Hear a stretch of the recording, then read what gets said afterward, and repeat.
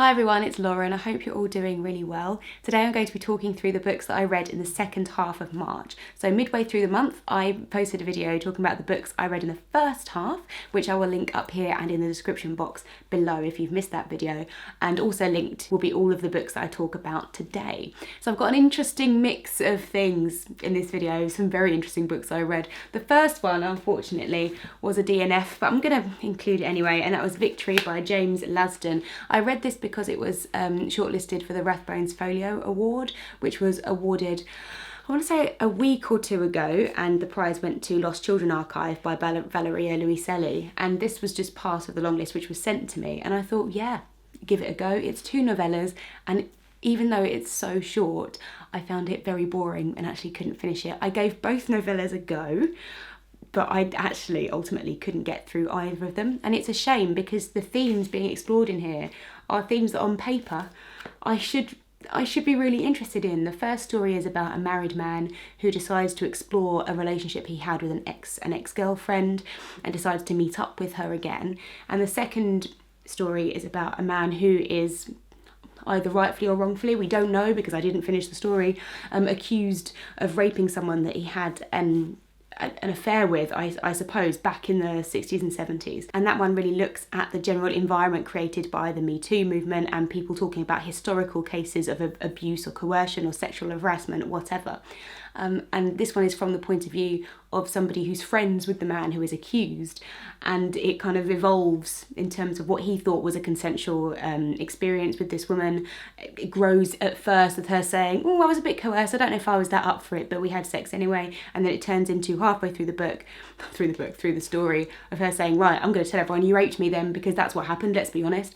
And even with that kind of ultimatum being proclaimed midway through the story, I couldn't be bothered to finish it. And it's so interesting, although both of these stories look at the abuse of male power in sexual relationships, I didn't feel they were handled that well, and also just the other themes and the other characters explored outside of the main men that these stories focused on, I didn't feel were very fully formed, and I'm just not really sure what he was trying to say really, and it was boring.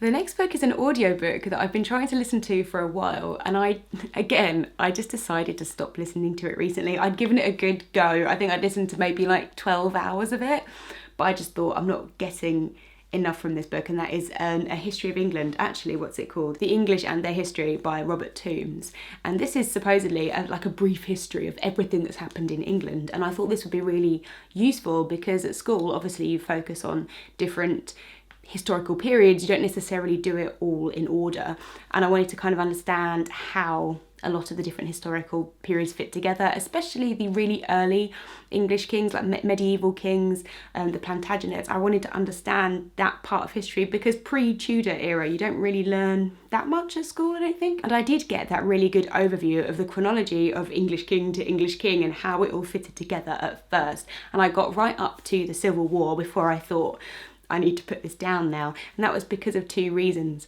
One, because of the tone of the narrator of the audiobook, who I felt was either misinterpreting some of the things Robert Toombs had written or just putting really, really weird, patronising emphasis on things. He felt like a very professorial and like blah, blah, blah, blah, blah, blah, blah, blah, blah, blah. And I thought I can't listen to that voice any longer.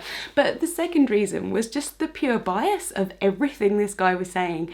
And I think that's fine when the history is very distant, but as we were getting closer to England engaging on a more global stage, I just kind of thought, I think he's very conservative and his bias is so towards the English that I can't really listen to him when he starts getting to the point of colonialism. I thought it might be time to just put the book down and focus on some different history books which are about specific time periods, rather than feeling like I'm wedded to this overarching history of England when I'm not sure I like the perspective it's written from. And I'll give you some examples.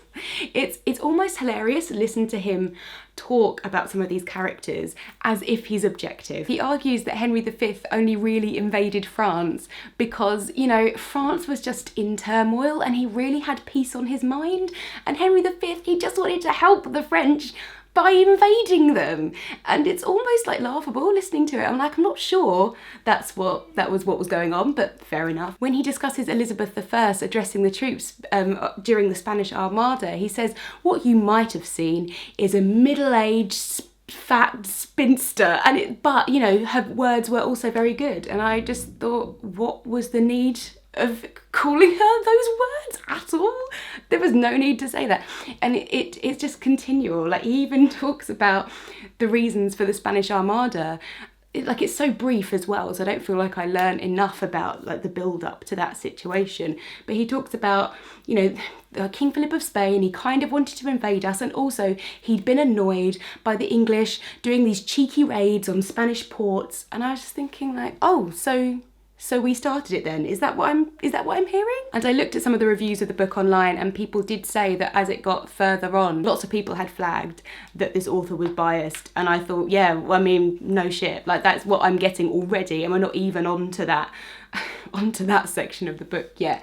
So I thought it's probably not worth it. But it has really got me in a history mood.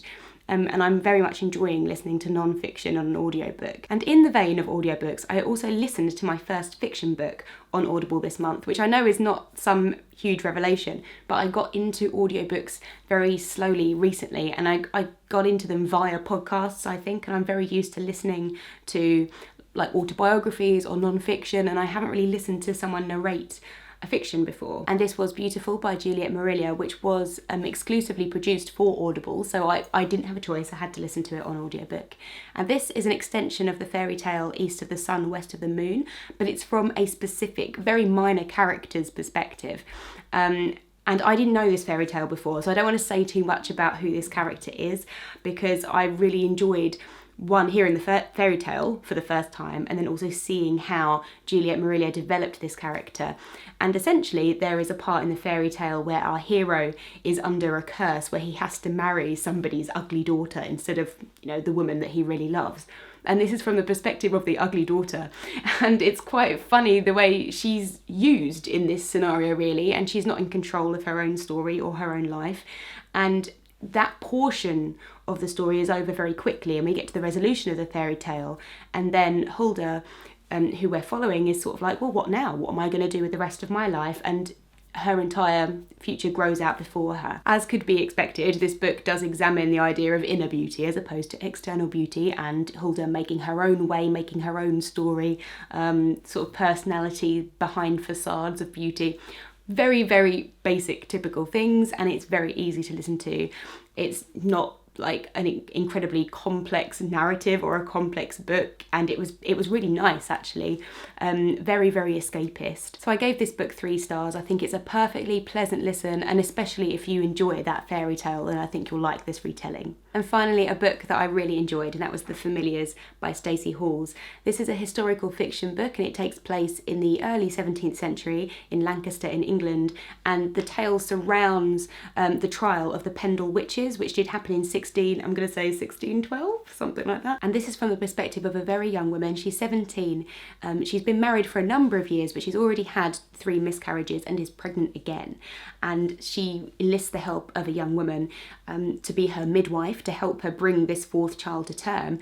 And as you can kind of expect, this midwife is maybe caught up with some of these witchcraft accusations that are being flung around, and it's really looking at that link between the idea of a wise woman / a midwife and women having knowledge and power that is perhaps different to that of accepted medical science at the time, and the sudden turn in society against those elements when King James succeeded the throne, because he was so anti-witchcraft, wrote a book about it. When he was king in Scotland, they were burning witches all over the place, and when he took over the English throne, like, he continued his ravage against witches, and this is a response to that. And I particularly like the way all of these witches' lives are entwined within this young wife Fleetwood, within her story, because she's very concerned about her worth as a woman. She has to give her husband an heir, and if she can't give him an heir, then what's the point of her? He can just get a new wife, and she's very, very worried about that. And this sort of juxtaposition between a woman's power or powerlessness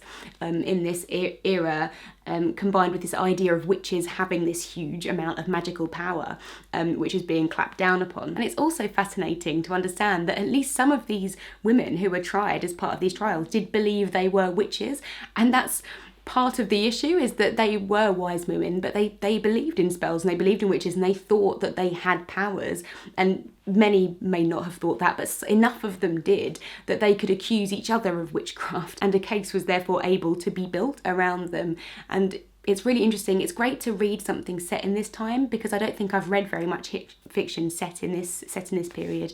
And just a really enjoyable read. I read it in basically a day, which you will have seen if you watched my latest reading vlog. So that's me for March. Do let me know what you've been reading. Have you even been reading as much as normal? Because I mean, I've found that I really haven't, and I tend to normally read, I think, when I'm on trains or when I'm commuting. So the fact that I'm at home means I've actually not been picking up as many books as I thought I would have done. So I'd love to hear from you what your experiences have been. Also, of course, let me know if you've read any of these books. I'd love to hear your opinions on them, and I'll see you in my next video. Bye!